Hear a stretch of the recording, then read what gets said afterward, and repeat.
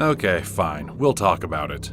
Get ready, flat earthers. At this point, we've probably all become familiar with the debate that has grown in popularity all over social media, the Earth theory debate. If you thought that the flat Earth theory was squashed hundreds of years ago, well, you'd be wrong. There are a ton of people walking around who believe that the Earth is flat for a few different reasons. Some people like to challenge popular belief as free thinkers, some want to point out hidden knowledge, and others believe that it's simply the way God designed the world. We're going to focus on the third type, what we're going to call the Christian flat earthers. Most people write Christian flat earthers off as people who are just trying to start drama or a bunch of crazy conspiracy theorists. But is there any truth to what these people believe?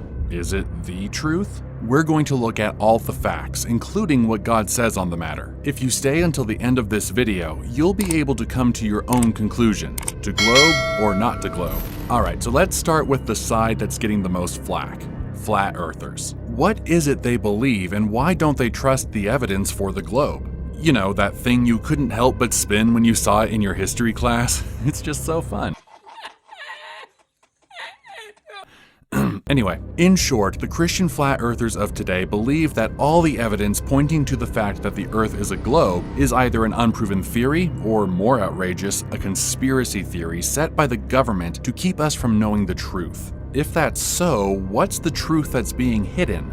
Well, the great truth that's being hidden is the existence of God. Flat earthers believe that God can only exist above us, as the Bible says. If the earth is flat, God reigns above us, like we read so much about in biblical texts. If the earth were a globe, God would exist above, below you, next to you. You get the point. More than this, Christian flat earthers think that this conception of the universe is designed to make people feel like God is far away in an infinite universe, not nearby waiting to have an intimate relationship with us. Christian flat earthers base their beliefs in something called the firmament theory. Don't worry, we aren't going to bore you with endless details, but we will give you a brief overview. Almost all cultures and religions believed in the early days that the earth was surrounded by a firmament, that is, the barrier between earth and heaven. In short, the earth was flat but surrounded by a dome of water or ice. This is why you can't fall off the earth, because it's surrounded by a huge ice wall or body of water at the edge of Antarctica. Why Antarctica, you ask? Because it's the edge of our land masses and land that hasn't been fully explored yet. Above this firmament is the heavens, with God lovingly watching over us. Below the firmament, on the bottom of what's called the Earth disk, is hell, the lake of fire that no one wants to swim in. But where does this belief come from? We can't speak for other religions, but this theory in Christianity comes from a specific interpretation of certain verses throughout the Bible, ones that mention the shape of earth. Let's look at a few. Amos 9:6. Who builds his upper chambers in the heavens and finds his vault upon the earth? Who calls for the waters of the sea and pours them out upon the surface of the earth? The Lord is his name. The use of the word vault is commonly interpreted by Christian flat earthers as the dome or firmament above the flat earth. They believe that this is God referencing the way he created our planet. Psalm 104:5. He set the earth on its foundations so that it should never be moved. Christian flat earthers believe that the immovability of the earth that is talked about in this verse means that the earth must be flat. Since the globe theory suggests that the earth turns and rotates around the sun, obviously that counts as movement. Therefore, our land must be a flat disk. Isaiah 11:1.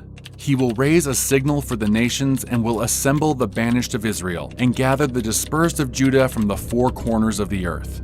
In this verse, Christian flat earthers interpret the four corners of the earth as a suggestion that the earth is two-dimensional, so to speak. Since a globe can't have a corner, it's impossible for the earth to be round and three-dimensional. So now you know where the belief comes from and what flat earthers believe God says about the earth's shape. But what about all the evidence that we have saying the earth is round? The main evidence that has been presented to us showing the shape of the earth has been video and photo evidence. Besides that momentous occasion in history when Magellan said, hey, the earth is round. What do flat earthers say about the unavoidable evidence? The answer is, it's completely made up.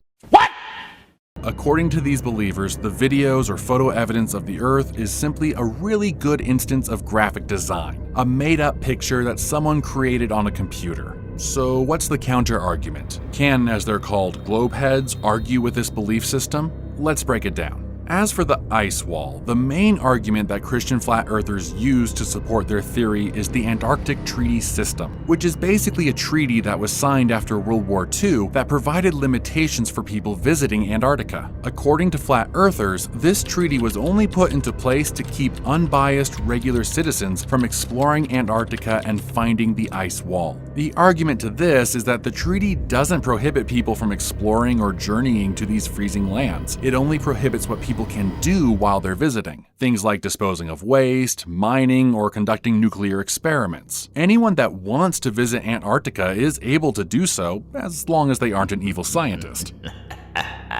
The videos proving the Earth is round ends up being a he said, she said situation. No one can prove or disprove that these videos and pictures are fake, so you're just going to have to come up with your own conclusion for that one. So let's get into what God says. What do globe believers say about these Bible verses that seem to support a flat Earth? The issue with Amos, according to globe believers, is the use of the word vault as the evidence for flat Earth. It's mainly a translation issue and ignorance of context. This chapter in Amos is discussing God's judgment of the earth, making frequent references to troops and armies. The Hebrew word that is translated here to mean vault is also used for words like troops, bands, or army. So this Hebrew word is referencing a large group, not a real physical vault. God is talking about building his army, not building a dome. As for Psalm 104:5, the immovability of the earth is the main debate. According to globe believers, this is another translation issue. The word moved in this instance comes from the Hebrew word mot, which is also used to mean overthrown or shaken. Think of it in terms of an actual globe. Its frame keeps it from rolling across the room when you spin it, but it can still move. Globe believers say that in this verse, God is talking about how the earth cannot be overthrown or shaken by evil forces, as the Lord holds it together with his mighty hand.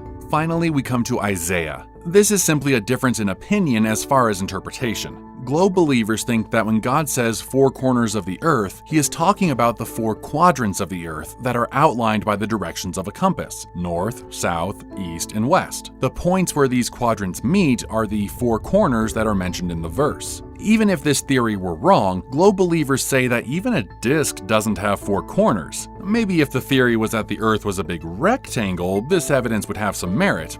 But it isn't. Disc or globe, you're not going to find any corners. Furthermore, there are many times when God uses directional means to explain infinite things, such as the infamous verse Psalm 103:12. So far as the east is from the west, so far has he removed our transgressions from us. The context of this is that God removes our sin completely and totally, mimicking the distance between east and west. East goes to the right and west goes left, but they never meet. The distance between east and west is infinite. So what does God say about the earth? Is it flat or is it not? The truth is, it wouldn't be a debate if the truth was right in front of us. Like you've probably heard before on this channel, Christians don't have all the answers, which is why this argument is happening in the first place. The difference between flat earthers and globe believers is the interpretations of the context of God's words, and people will always view the same thing in different ways. So it's time for you to come to your own conclusion. Are you a flat earther or a globe believer? Either way, you're going to have a hard time trying to explain how gravity works. Good luck.